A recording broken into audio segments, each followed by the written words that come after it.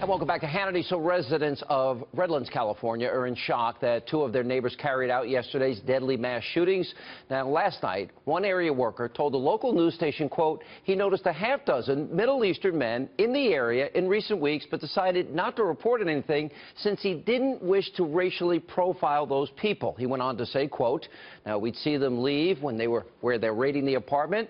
So did political correctness prevent the atrocity from being stopped? And is it time to start spying on some mosques that we believe have radical ties? Joining us now, the author of The Complete Infidel's Guide to ISIS, Jihad Watch Director Robert Spencer, and from the Ahmadiyya Muslim community, Haris Zafar is with us. All right. If you go back, Robert, and look at, remember the kid with the clock bomb? Remember the MRC did a man on the street, and they showed the device to 50 people. All 50 people thought it was a bomb. The teacher reported it. Look at all the trouble the teacher got in. Then you have this case where people see a lot of suspicious activity. They don't want to be accused of racially profiling, and they don't say a word. Are we at a point that maybe this act could have been stopped if people would have just spoken up, but fear of political correctness prevented them? There's no doubt about it, Sean, absolutely. And this goes back years. The Fort Dix jihad plot, it was in 2007, and there was a young man who uncovered the plot inadvertently, and he also was afraid to go to police initially for fear of being called racist. Groups like the Hamas-linked Council on American Islamic Relations and others have for years tried to stigmatize any resistance to jihad terror as racism and bigotry. And we see in this incident now with the neighbor how successful they have been. And the whole moral of the story of that clock hoax bomb that the young man brought to school is, if you see something, say something, unless it's a Muslim. Anybody who knows that, who realizes what happened in that case is going to be afraid to go to authorities. They'll know it'll be career suicide to do so. You know, we're now at the point where PC Harris is silencing people, and it can have lethal consequences. Now, I know a lot of people, and I know your community, by the way, has been outspoken against radical Islamists, but even this president is too cowardly to say the words radical Islamists or radical jihad or radical Islamic terror. There's a mysterious reluctance and resistance that's almost pathological now, and I would even argue is putting people in danger. Do you agree with that?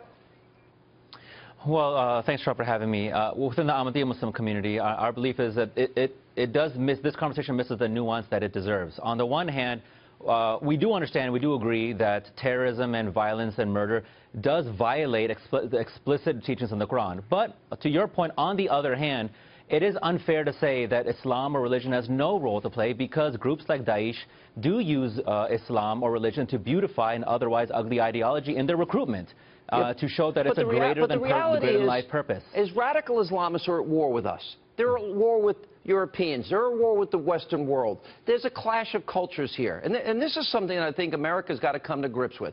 If you grow up in a country under Sharia law, let's take Saudi Arabia, where we think they visited. Okay, women can't drive. Women have to dress a certain way. Women can't go out in public without a male relative. In other countries, Sharia law, women need 4 male eyewitnesses to prove rape. If you grow up in that country, how do we ascertain if somebody is willing to assimilate, they want the breath of freedom and a new life for themselves and their family, or if they want to bring their ideas, their culture with them? Because I don't think you can read hearts and minds or ascertain where people's hearts are. Do you?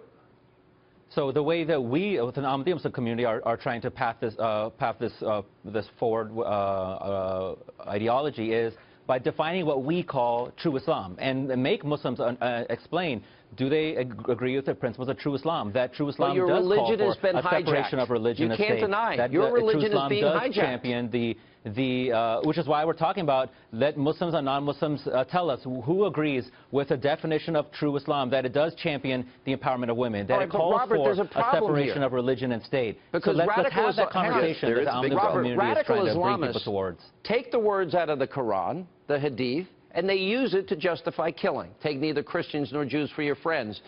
Jihad, infidel, all those words, they take it literally. And as literal, they look at the life of Muhammad, a warrior, his life, his background, and they feel that they ought to replicate the caliphate, correct?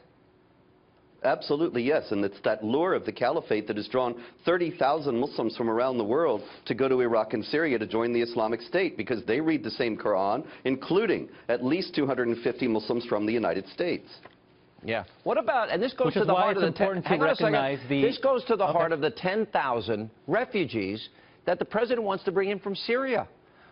Our intelligence director, the director of national intelligence, James Clapper, our FBI director, assistant FBI director, other intelligence sources, Robert, they say that ISIS will infiltrate the refugee community coming from Syria. Why would the president of the United States, in light of Paris, in light of San Bernardino, gamble with the lives of the American people? It just seems as if he is refusing to acknowledge this problem at all. The Islamic State has already boasted about placing jihadis among the refugees. They have warned their people, they have instructed their people, I should say, not to appear overtly Islamic, to appear moderate, not to carry around a Quran, not to go to mosque, just to wait until they're called upon to commit mass murder in the name of Islam.